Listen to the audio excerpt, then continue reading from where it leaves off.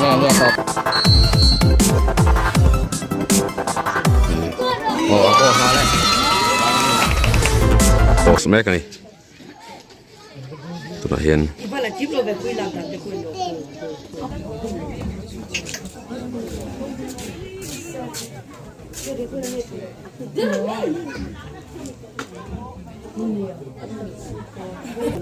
Mitch trana ni don ha ti hiền korpol ha te rem tlonga memorial football club te ni a maroon rong ha te hi ham FC te ani hi ti en final vela hen khel don ni he tournament hi VC Rawpui tele Rawpui football club te trang kopin an buat sai ani Miss Trani Dona referee Mura Sakap Razola pea Razola Solan bo dalu ta zaute ya bese ya pe kan soka nuna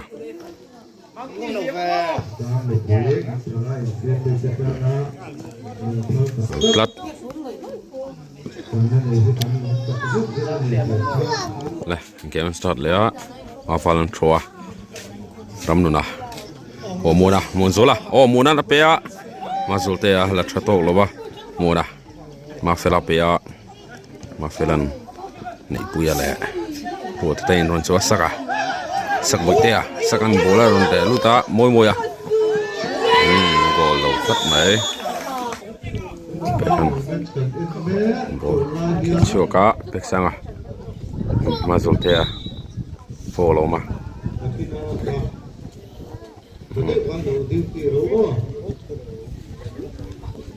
nei point center pe deuh thangin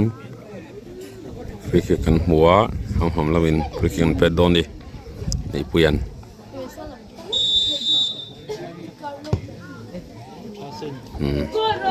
ko ha le ga ram moya ha nong suka gol klat dan moi te lu lem nei puyan bol da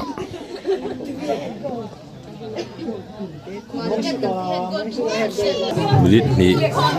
vel bora gol lun hal tat mai game start len ya second tha makiman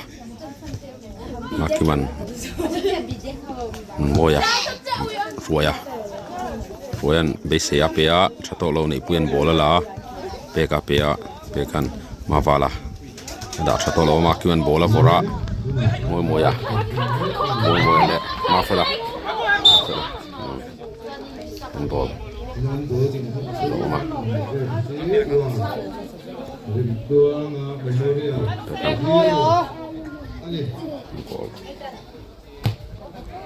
Petra tolong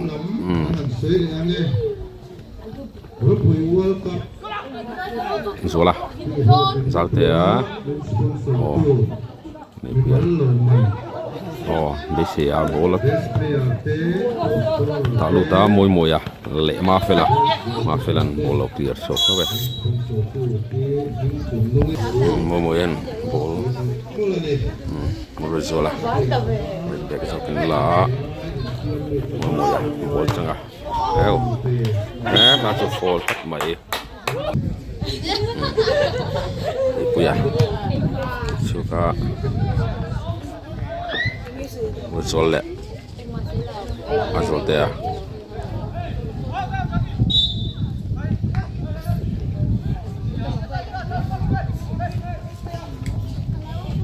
bisa ya oh tak mai hasil free kick un thata ka tangin Remplong Memorial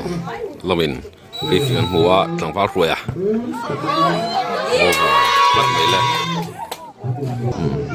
peka go kick oma mavala ain tim avagin masuk sanga ron lu tani peka sau tên bol ron kala ase folom chat mai ไอ้ปุยนฟรีคิกอะไรเละโดน่าโกลเละเทงเอ็มสิดาทำนู่นนั่นรอนเด็กโกลขานี่อะตัวน่าเฮียนกันนี่แหละแม็กโดนนี่นี่ดาทัดโตเสียแล้วว่าไม่รู้ชูจากเตียนมากิมันโบละดาลูตามวยตานน่าเด็กสเต็มโอมวยละมันอะมวยโบละครอสอะยังเตียงเงี้ยโดนไปเสียเด็กมันเราเด็กเล็กอะเอามันอะไรเป๊กอะริมmalคมไปเป็ดชัวกะมาสุลเตะเละฟัวยะมาสุละ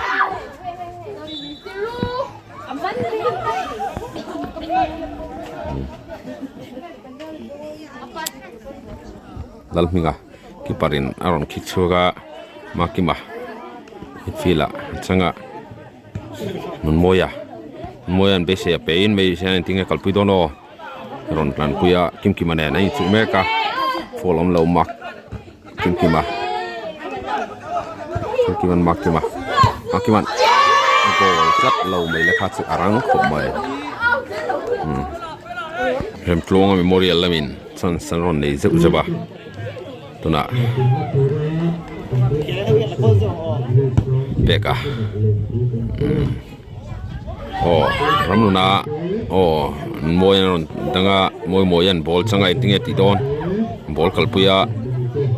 โอ้บอลครอสคอร์เนอร์มุตายคอร์เนอร์เป็ดได้กันลุมนัดในหลังเทเราเดี๋ยวเล็กก็เฮ็ดละมาเห็นอันรอนเป็ดเพย์กันเราจัง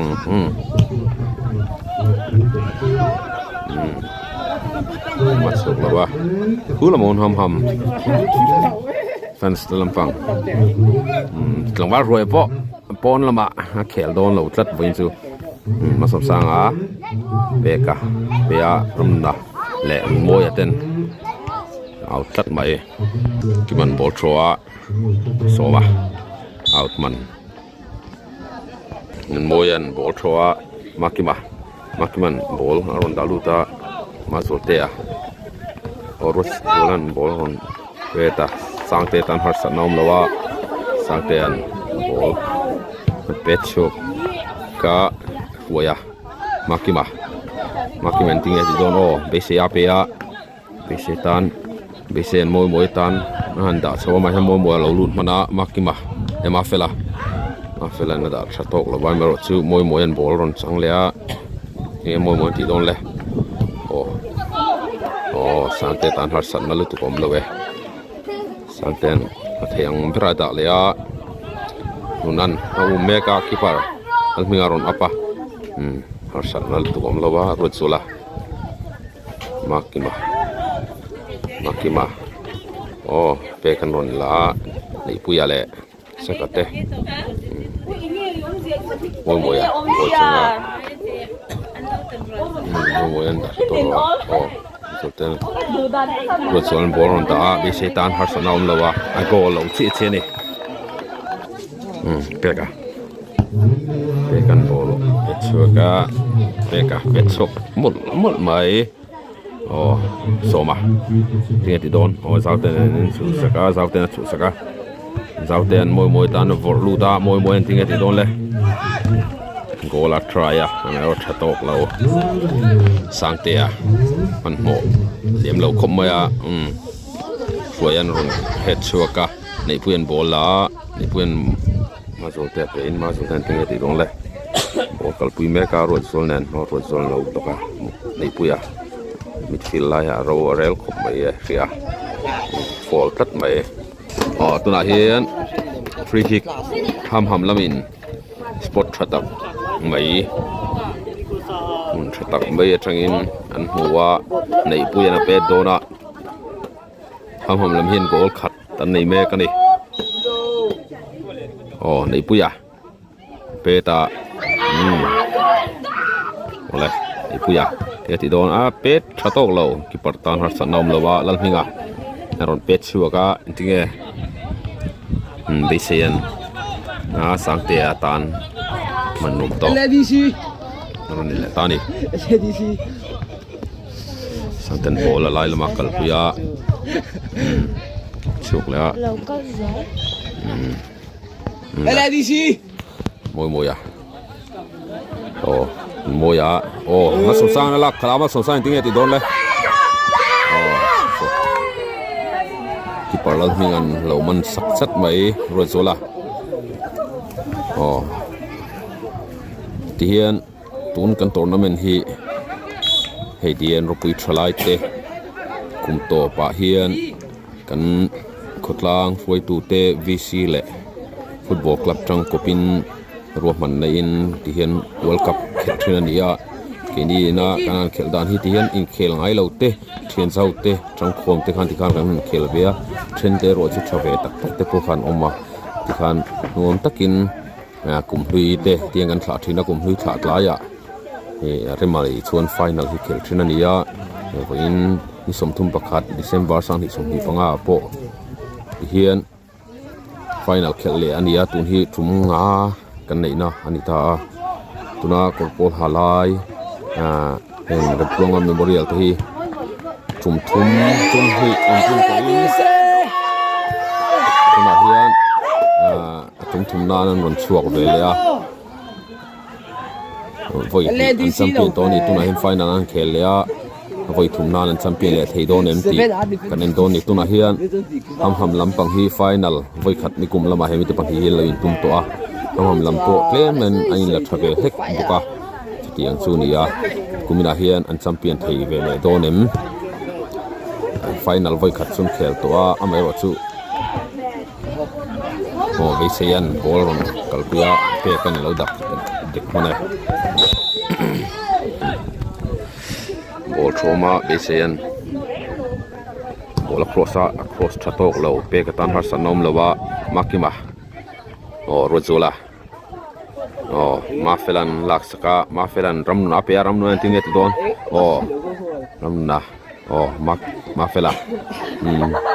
kedua mai le mafelan ball da luta ada lut chelo ramnu na antinget don gola sut don sut chatok lowa parin lo laksak le keeper lat minga tan har sanna omshan lowa amai ro chu van nei ema set piece atangin goal ka an lut khania tuna hian non ton meka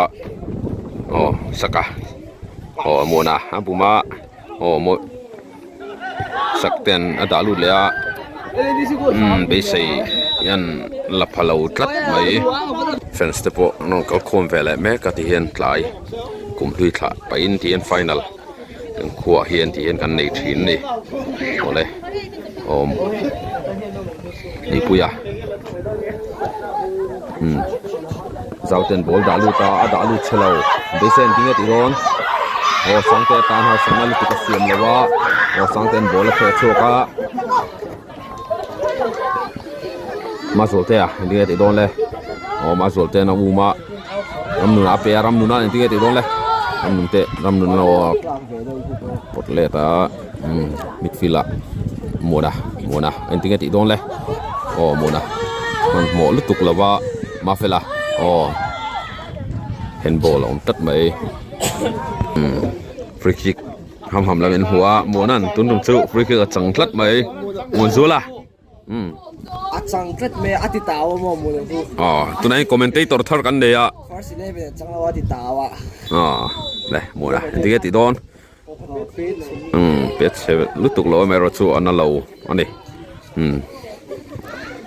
be se ya dinge ti don le pe kan lo dang mana handball amai ro handball tat mai le free kick mun thatak me tangin rem luanga memorial ten an huwa engtin nge goal an chantin thai don en kalawena nimin lama te semi final khel ani towa sangtea tuna ham ki parhi nimina safe pui tak tak pa chela kalo nei towa tuna anei le thai don be sen free kick peta a safe thale ngang mai sangtea safe thal tuke nimin lama pon polte voi tamalo chan him to ani corner oma helam pangkil changan pe don vai helama hingan en lelok on kan la na train lang thei chilawa engting nge goal kalabinang ada a suaya nge omle sang ma tau te a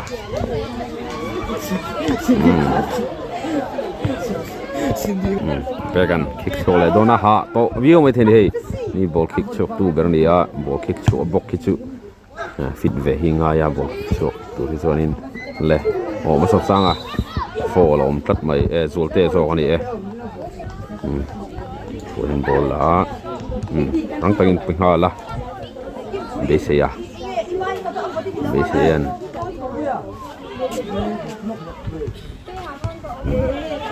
เบสเซียสิ่งที่โดนเลยเบสเซียนครอสอ่ะเพื่อการหาสัญญาณตัวผมแล้ววะมาคินบอลละโอ้มันมวยบอลละดาดขบมวยตานมวยนั่นสิ่งที่โดนเลยบอลละทรายอ่ะอเมริกาชุดโตกเราอันเราบล็อกอ่ะมวยนั่นบอลละจังอ่ะอัดขบมาสูเตะฮะเปียมาสูเตะตันเอามันเน้นเอามันละว่าไม่รอดชื่อเป็ดสองมันนะเลยตีปุยนบอลช่างมาสูเตะรวยสุดละโอ้นี่ปุยโอ้เปกะโอ้รำนั่นบอลนั่นฟอร์ลูต้ามาเฟลาเล่เปกันโอ้เปกันรองเฮดสวกเกเฮ้ยกดสเตลัมต้องวัลฟัวยทำในตัวป่าที่ตัวขบกันนี่เมโรตุเฮ็ดมีWorld Cupมาสับเบอร์ซีซั่นมาสับเบอร์ยันทำตานเคลวินารันชัวสันเวงัดคันนี้เบสเซนคอร์เนอร์เปโดน่าเงลมาเราจางเลยชาโดเนี่ยมันเลยโอ้นี่ปุยโอ้เงลมาด่าชาวบ้าเบสเซนบอลด่าลูตาสร้างเต้นรันดังเละทัดไม่อันชัดทีเนี่ยโอ้เลยปันตายสวยโอ้คิปารินที่ติดว่าคิปารินเราเด็กเละทัดไม่บ้านชัดเตลุเล่มครับซูมาเซฟโฟลอมมาดิเพื่อกันเป็ดชัวร์ในปุยนบอลช่างในปุยนบอลคัลปุยซีร์ละมาโอ้ในปุยนบอลด่าลูตาด่าลูชักขบไหมมาสุดเต้นที่ติดโดนเลยชัวร์ละที่ติดโดนโอ้โปรไซมาเซคิปาตันฮาร์สันนั่นลุตุกอมเลวะสกาเอ็นติงเอติโดนโอสกันเบสเซียเปียเบสเซียนบอลที่ติดตุเงตุโมมวยปดเลตามวยบอลละมันเราเดซวังอินโอเบสเซียบอลช่างสักตุ่มมีเจ้าเตนบอลกัลปุยะทำลำปังเบ็ดสีแล้วแต่มวยติดตั้งเองมาเราจะโกลเราเป๊กคิกโชกเลยโดนเนี่ยเป็ดนักถิ่นหรือว่าหมูนะมาขึ้นมาเบสเซียเงี้ยที่โดนอ๋อเบสเซียนบอลด่าลูตามวยตานะมาเซอัตโตลมาเฟลันSix play man บอลนุ่งเลยตัวบอลก็ทีมันเล็กอะผมมาสอบสานบอลด่าลูตามาเซชัตโตหรือว่ารัวจวนรอนด่าชัวกะสาวเตะมวยเป็นลูตาสกายนิ่งที่โดนอ๋อเบสเซียตัวหรือว่านี่ปุยแล้วหัวไม่เลยโอ้ข้าจะโฟล์จวนโมเบสเซียแล้วก็โฟล์นี่ทัดไม่เลยฟรีคิกขัดตักไม่เนี่ยมวยนะเป็นโดนอันนี้เวลาเฮียนอีกแค่ลันตูโปน้องเวลเล็กๆชาวบ้านเฮียนที่ละมาที่เฮียนไอ้ชัดหลังวัลชนะเท่าอินfinal เคลพเราเฮาอินเราเอ็นเวนี่ฟรีคิกมวยเป็นโดน่าเองทิ้งเงี้ยเลยช่วงเลยเราเป็นงอมาเซตเบียนสร้างเต้นเซฟทะเลเงี้ยมาอีเอาเลยมูลดัชชูกะจูลันบอกกับพี่อามาเซโฟล์ละว่ามาคิมาออฟไซด์เรามาฟังอิน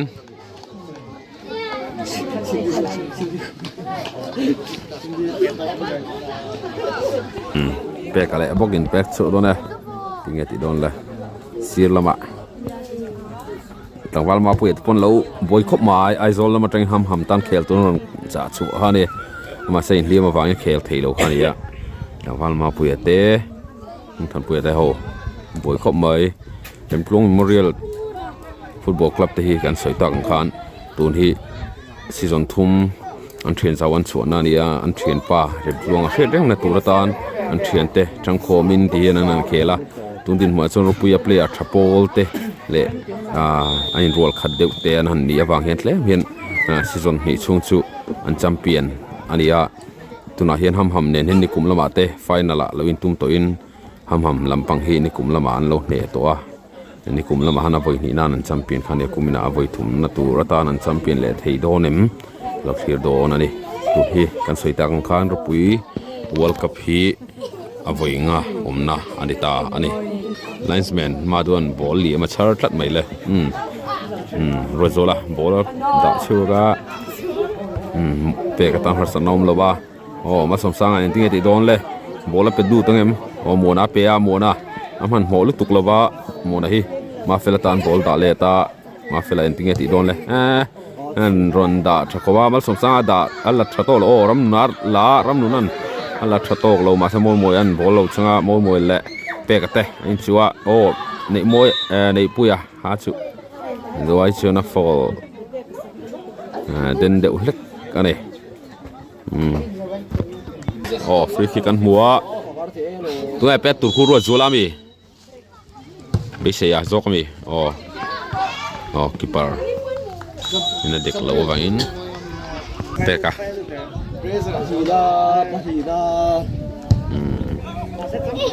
kan ball đã chụp cho không mấy tung trong chỗ mà rồi te à kima enting ti don le kima le besia kima na ron lakhal tat maya kima bol changa da luta mazulten bol changa zauten en men chu me kan e rochol ne no soka rochol le zaute sir no ma da luta sakale mafelan bol lo chu sa mafelan bol cross luta foya nei puan bol lo chu saka gola an pet papa mai ro chu sira kal hlau mai ani all mingan goal turn on kick chu ka chu olom le sat mai le be se la ka kimkima be se le kimkima oloma be se zo kalo folonia pekan pele done da sating mo fin da nung tun tin mo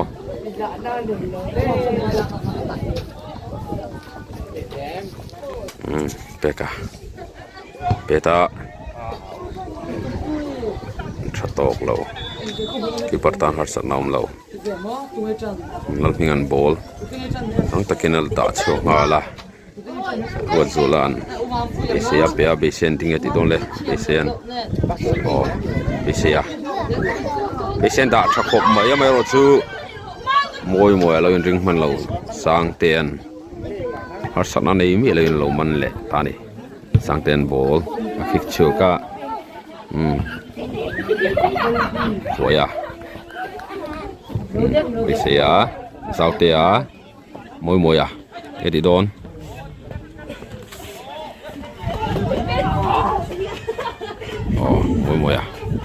moi em bol kalpuya goal thing em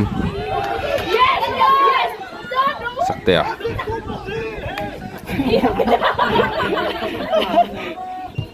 azab petsoka ni puya bol changa peka kan tinge ti don le pekan peta mazol ten tan rozolan lai mazol te in check de klata mazol te a right lama kalin rozol le fakal hala beseya haron la chok tha besen gola traya sang ten save le sakan asna sim lowa beseya besen tinge ti don le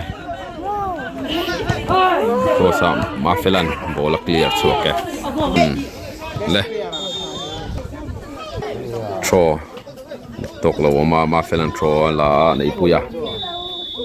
half time is out the ti kan tilama hian ham te player te coaching staff te pon yang tlangwal khroya te ute David LR Mart kan ti LR te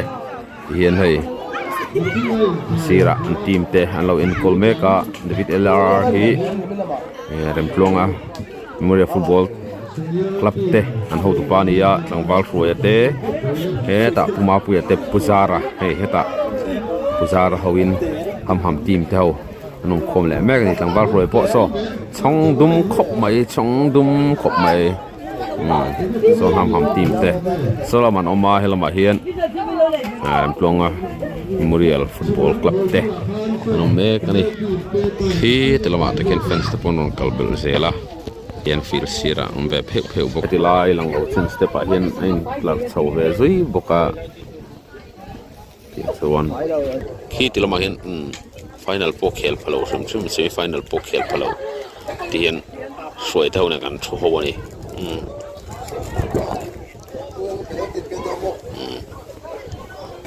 tilama mam pu thau ni mina sak zo lo ho hey half time line tilama lo en ani hey Bea sai nào striker này mình ăn chắc là vậy mình han anh không nghe căn hệ lâu khá làm pluông à làm pluông à Memorial cái gì căn hệ lâu 4-0 mà 4-0 căn hệ lâu đi tụi nó final khel mek thì trần này lệ đón tụi nó hiền ham làm mình start về lệ đón chị anh ấy nghe số tiền này puya nak mingan bisi ya moyan man tat lâu mấy lệ thôi nó mà philan bola mà phila cái tí đón lệ mua nó lệ sắc tiền lâu pet xuống thật mua đi này quên rồi tôi qua trong nó là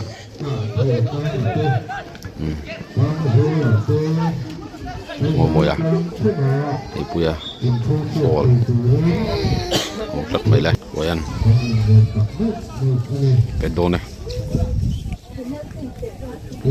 cái lain clear in game on thlat mai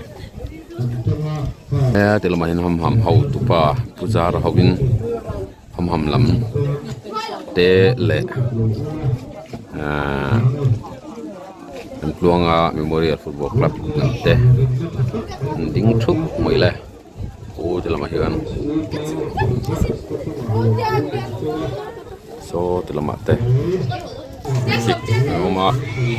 goal don em goal that lo sang chen lo save le sat mai lo han lo de ple này sang te quyền ball da ram nan ding ti don le ram nan ball da lu te tralut to ma so sang a ti ti don ma som sang le moya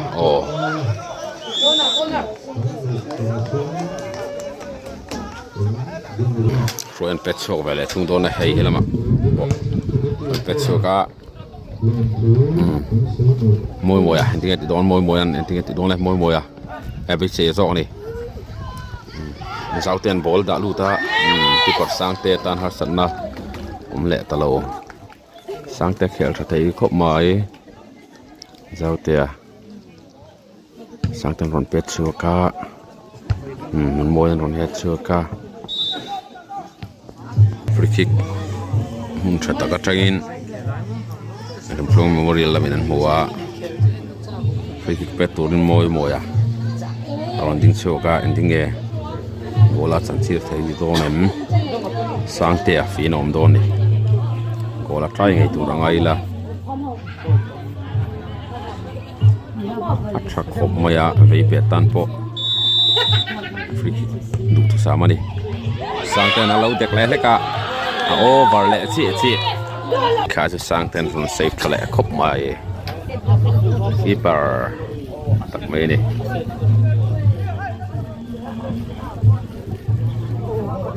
pekan pet xuống lại peka nó năn là nghe lẽ parin lo giao tiền moi à ya moi en bo kal pu ma fel nen tingin ti don le ma felan moi à te kan lo dang e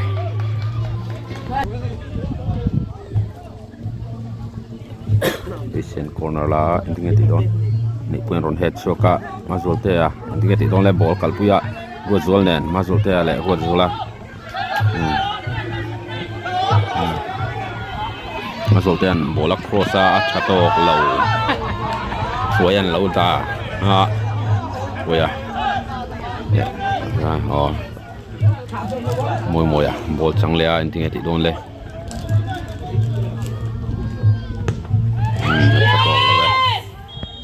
pek sanga ala pet chok le do ne pet chok ka ma sol te a anda thatok lo ko la traya peka ko ya peka kan ti do vek to me a bol chuk to ko ma sol te a thatok le lo ve kích chụp lại á, mua nè, mua anh sang mà phải còn lạc suốt, mua à, saka, phải còn thì rốt rồi anh, ta bị gì à, đông lại, bây giờ, đông nó còn lạc suốt. Ron pet chok le tat mai oro zola le koya moya saka bisaya moya pe a mo tinga ti don le mo ne in suwe da ko me sakte a tinga ti don le bisaya mafela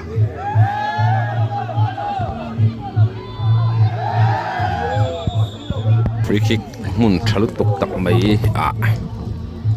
templong memorial lamin hule ta nge thing zel don le sang ten lo save le thing mo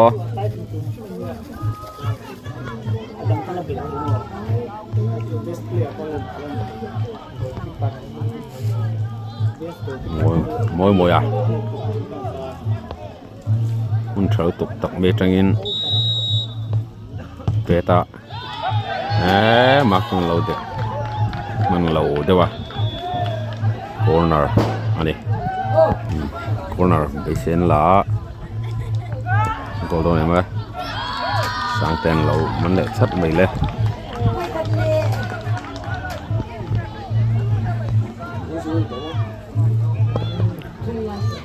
sang te à nó cái gì đó thật to lâu lắm mình ăn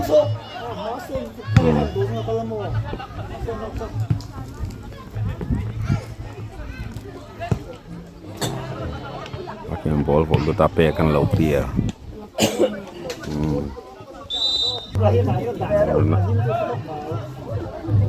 betul tua mana boloma kima lau fola free kick mun thata ka tain nei velea remplom memorial te hianin an nor khom maya tundin huna hian goal din hun hi ham fc te 1-0 in la chak mek ani basian free kick pedona goal thengem sangte hi tournament su che bon thei khom maya sangte a pe thatok lo nei puen lo het chuaka zola Soalnya tinggal di don le,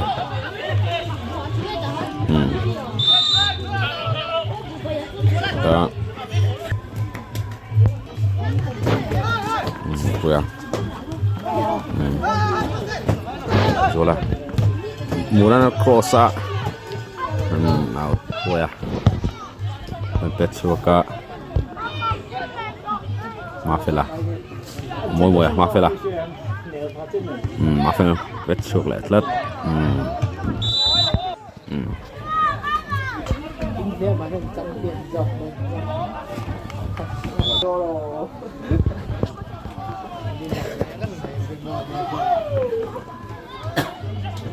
bisa ya sak intinya itu atau lau pegan orang clear semua makimah Xong rồi sao lắm nè bol mà rồi tới giọt đi phơi ăn lâu lắm khá là mùi à tiếng cái đòn bol đã lù ta bây giờ keeper anh còn mình lệ ta bè gan vẫn thọc chặt té lù lên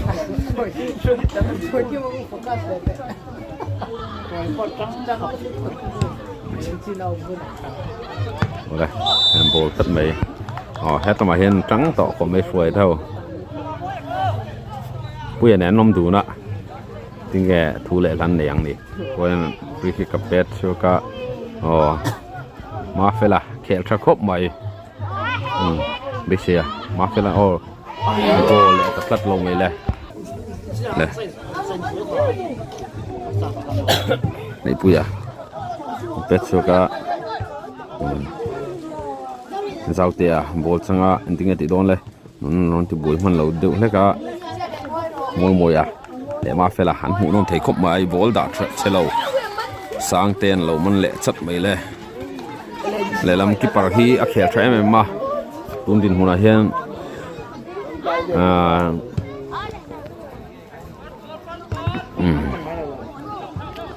em klum memorial thian norma zo kani zauten bol da chatolo mai ro chu besen ron la saka ending ti don sakten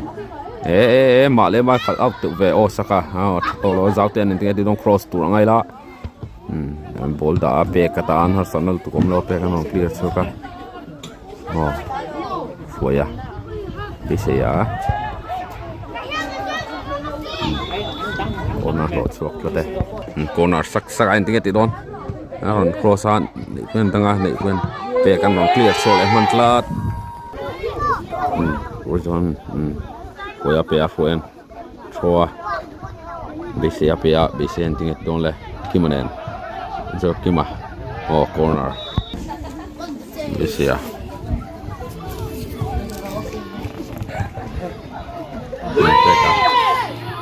sova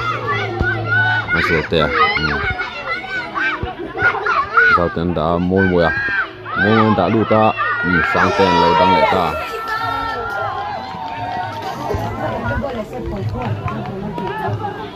rồi rồi là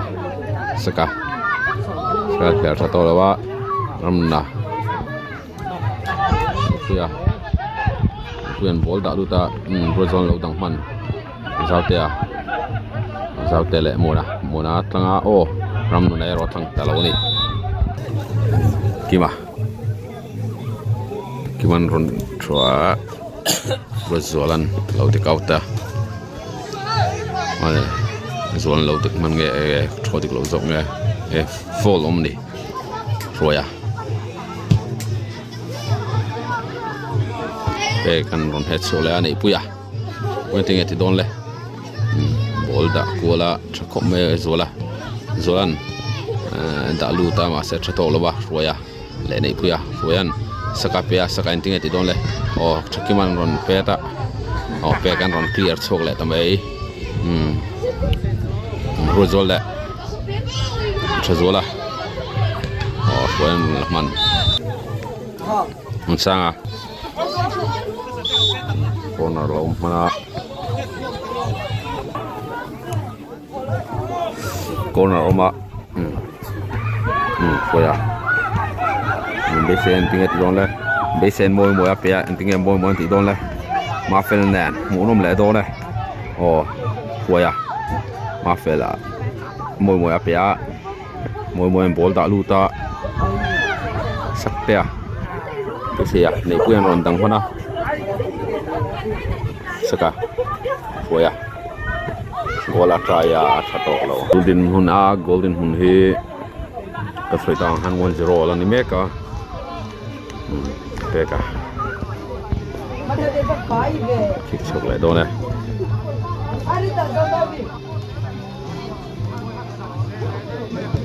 bet chok ga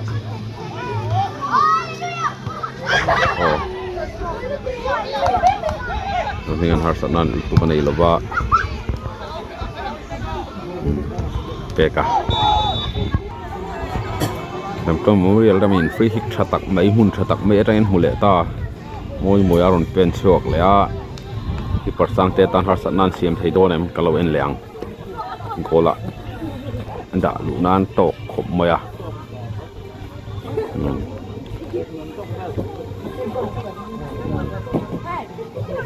moi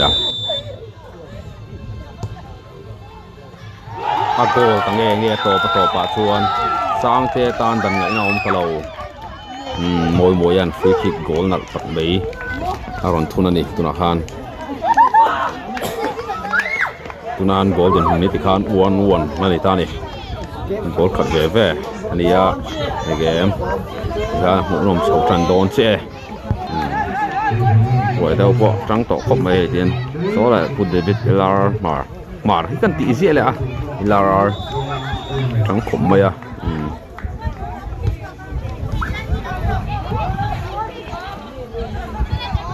ngô mồi sakapia là cha to là sakai bầu ruộng dấu lâu được nghe một số final bầu ruộng đúng những kẹo thì rất lâu mấy lên sao thế mồi mo bol kalkuya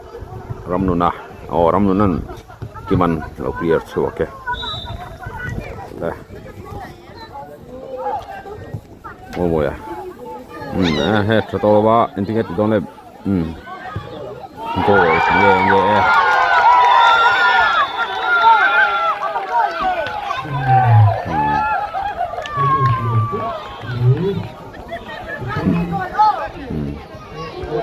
goal tie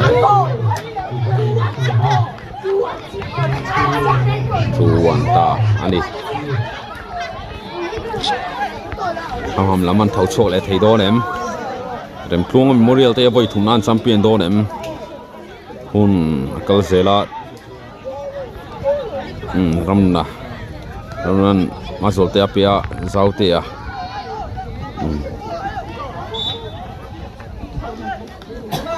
in sao thì free kick free na petlat mai la kima or pet chodona peka sok kin nala pekan ron kick chuaka fuan ron head chuaka hu tela ma hon hey dul to mai ni hey ni suai po tang to kop mai ma pu ya po Morris ateu te yenan anh ấy nó tạo cho nên biết bản hi offense te coaching staff te tlang hian intro ma ni tian hei oho keeper tan har sa naum lo lmingan ron pet choka beseya le ramna tlua be senting et don le ma fela ni puya ball da lu dona da lu tram ma zol te tan session low mazol ten tinget ti don le mazol te an pe kan tinget ti don le pe ka le fuya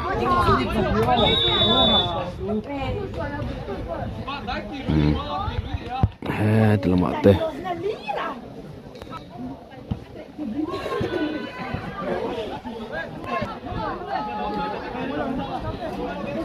troin oma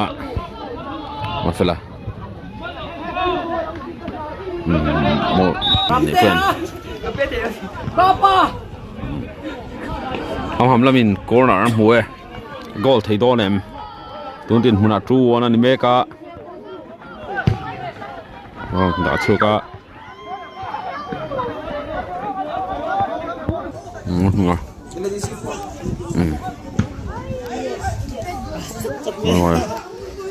moi ya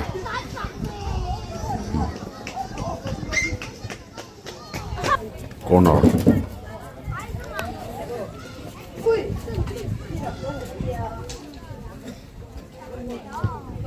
ka makima moi ya masulta to lo masulta ti don le o moi nan kima nuan zola pe a roi zolan lo tang man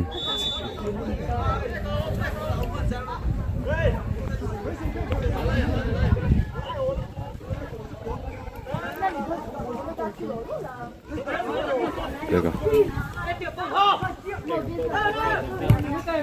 có thể có lâu lắm này vui à tiểu nhóm nghề mới này vui junior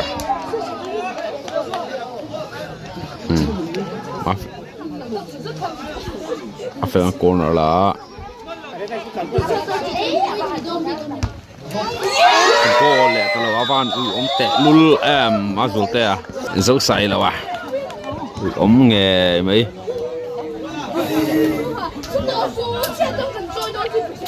quen bet số đó na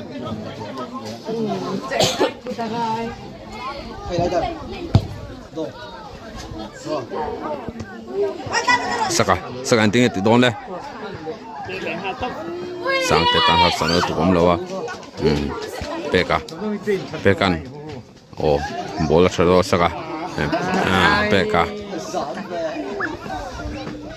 pekan na dalu ta oram na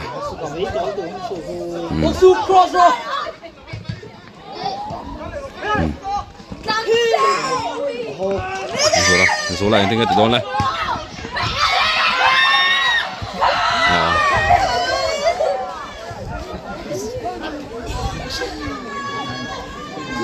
ngồi à ngồi đã luôn ta khi mà còn đằng mặn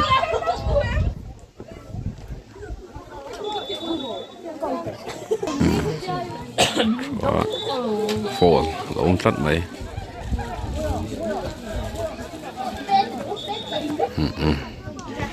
hiện game hũ nôm tặng mấy friendly tặng mấy mình hũ tì ra lo muốn không mấy nghe cái năng dễ đón đi ngồi à phuen ball throw bị xe à tiếng thì đón lên bị xe phụ sa mắc kia mà lâu đằng mana bị xe tiếng đón ram nuan lâu đằng man saka lak sang mana ram nuan ram nuan ball kick chuka an try keeper in tiếng thì đón lên keeper in clear shot lo ba ngồi lên after masultea pea masultean oram nuan hen tiếng thì đón lên pek sang masultea chal tok gol kat low Rozola Goya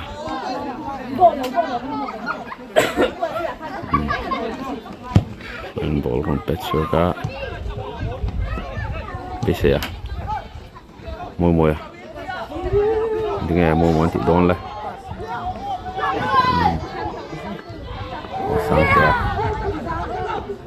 sang này puya pea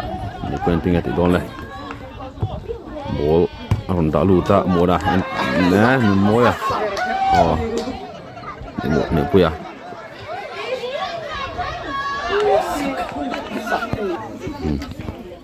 low kick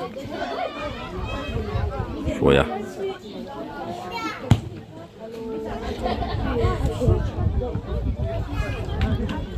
afela on clear suka peka Rosa ipuya pea ni ipuya peka itu don pekan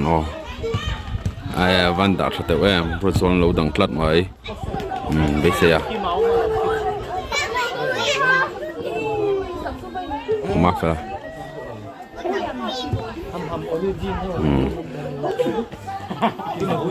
peka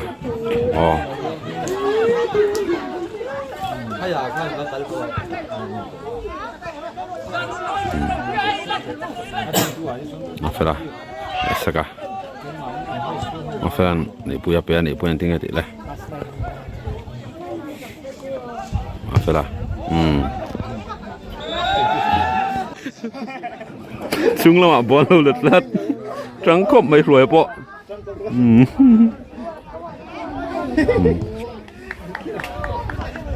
makiman on head chok la tinggal chakimati don chakiman bol on dalu ta Rozola muna Goya masuk sang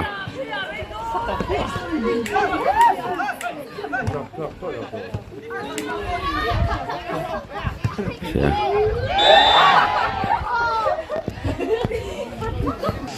pun yellow card putat mai lah Friend bol dah lun hala be setan hay ring man lâu em tiếng thì đó là goal lâu lắm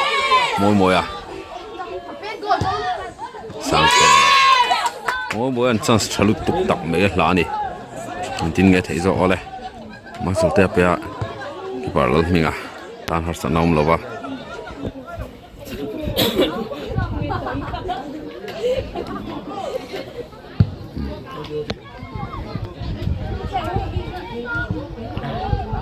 Pasok pe. Goal ta. Ikan 3-1 này ta này. Đây.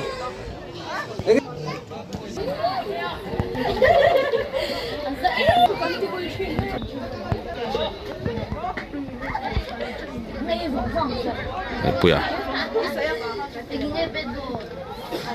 Il est la police.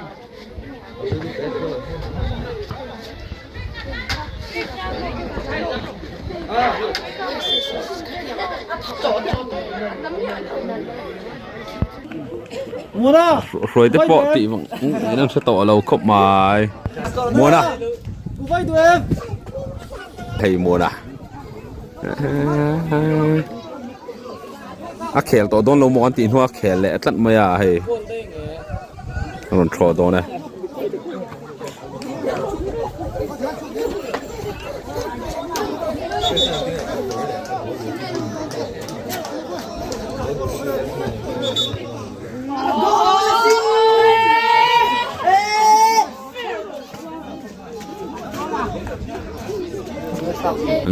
Pek Rawpui à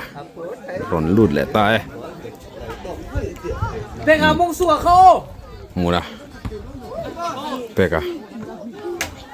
Người ta sản ông là vợ. Cái mà lẹ môi à. Môi à. Môi à. Môi bol đã lụt ta. Mình ở té pujar tàu po he.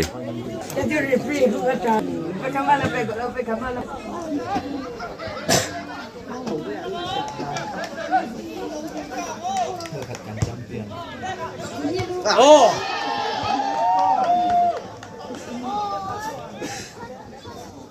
Sao thế? Gimana?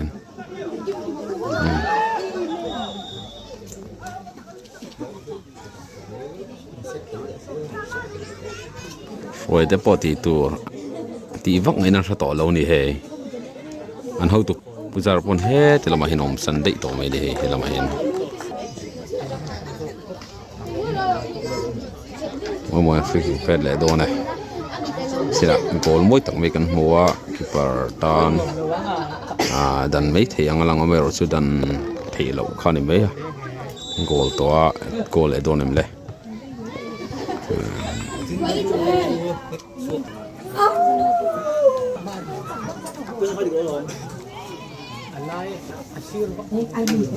Second free kick corner pe đồ này. Yeah, that's it. Lấy lên box mo. Cái match sẽ tốt tay. Cùng sáng nay sum ni panga. Rawpui Ualkap best goalkeeper chu. Rồi sáng liền ham cúp World Cup ali. Phung cúp mày. Không dễ lắm cô.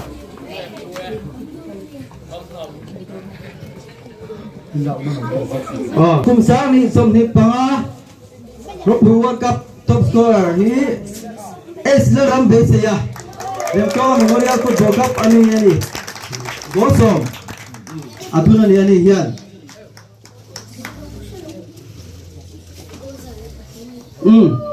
Best player hi cup for today kan han khira. An khel dang game jong tournament tan dire kan khira.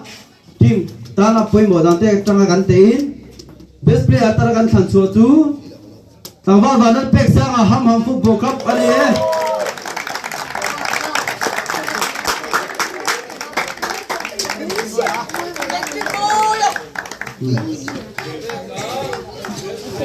Trophy man tau tak tak kan leya chu wa chon a poisa chu a keng te lo ni โลมันปนินะตรงตู้สู้หามาฟุตบอลครับปันนี่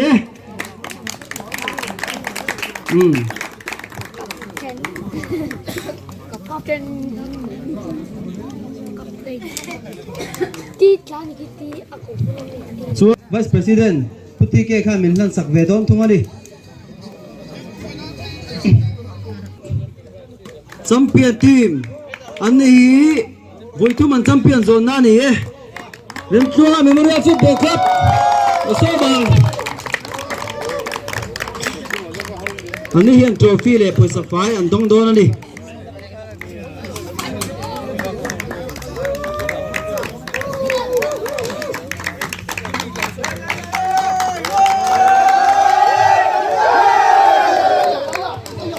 มาที่ส่งท่ารถปุ๋ยอ้วนกับเล่แบบบอมเต้นี่